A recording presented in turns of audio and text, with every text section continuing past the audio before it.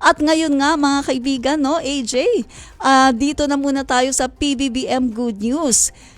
AJ, kanina ay pinuntahan natin yung Kamuning Footbridge at meron tayong video dyan na kung saan tayo ay pumunta at nakita natin yung bagong footbridge na ginawa ng ating Pangulo.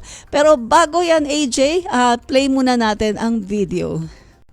Tingnan yung itsura ng Kamuning Footbridge ngayon. Yan ang gawa ng isang presidente na may tunay na malasakit sa mga Pilipino. So, eto na mga kaibigan, no? Babagtasin na po natin itong yeah. So, ayan po mga kaibigan. Aakyat na po natin. Maganda na siya. Maganda na po siya. Hindi ka na po mahihirapan kapag ikaw ay umaakyat dito. Maganda na. At saka, safe. Di ba? Maganda at safe. Yan.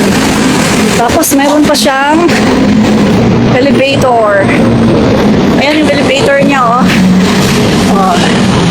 Ayan na po ang elevator. Yan. Nasa loob na po tayo ng elevator. So, pasalamat po tayo sa ating Pangulo, BBM. Yes, maraming salamat President BBM. sa akin. Ayan na nga AJ, no? Personal natin na pinuntahan Yes, kanina, no? yung Kamuning Footbridge. Anong masasabi mo dyan, AJ?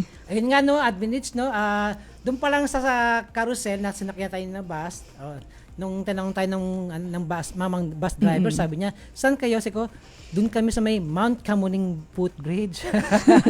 Sabi niya, ang dami pumupunta sa Mount Kamuning Footbridge eh. So yun nga no, so pagtapos doon pinunta na namin yung bagong yung daanan o yung walkways ng Kamuning Bridge na totoong Kamuning Bridge, footbridge na siya kasi hindi na siya mount dahil hindi man siya ganun kataas dahil kumbaga passable talaga siya dahil yung ating mga PWD at ang ating mga seniors ang even na may mga normal na netizens na madali nilang maakyat no na mas Correct. safe, mas magaang mas madaling akyatin, di ba? At tinungo din natin itong Mount Mount Kamuning. Inakit din natin. Tagal namang nakakahingal. Kasi ako hiningal. Pero maganda siyang sana sa mga atleta na kung saan mahilig sa vertical run, no? Magandang training doon. So at meron tayong na-interview, di ba? Oo, na isang senior citizen na ang sabi niya, AJ, pinuntahan niya muli dahil gigibain na nga daw itong Mount Kamuning na yan. So, babaklasin na. So parang kanyang yung huling experience niya daw, huling pag-apak niya sa Mount Kamuning. Oo. At nakakatuwa kasi senior na siya, pero makikita mo very athletic siya, no, na hinihingal man siya pero gusto niya na pabalik-balik siya.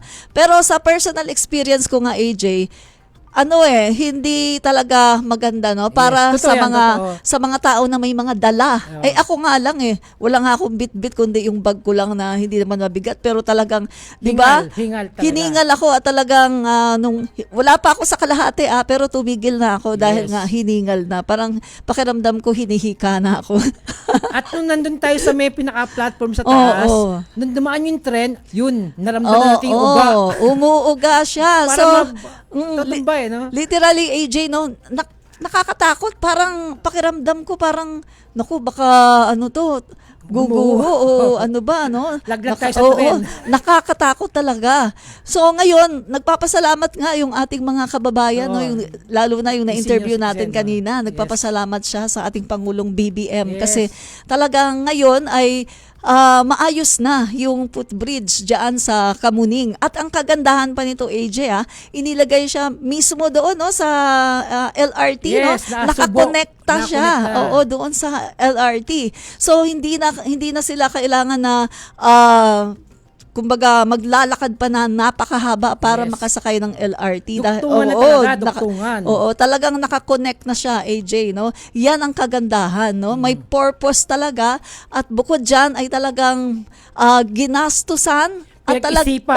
pinag-isipan yung plano na talagang ang makikinabang nito ay yung ating mga senior citizen, yung PWD at yung mga Lahat ng hinihingal, commuters. oo, Lahat ng commuters. lahat ng mga commuters, lalong-lalo na yung may mga dala, no? Yes, oo. At may mga kasamang mga bata.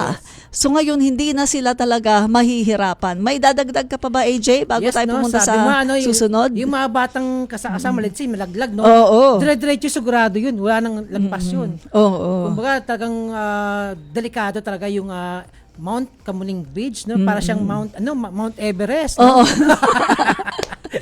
The highest peak.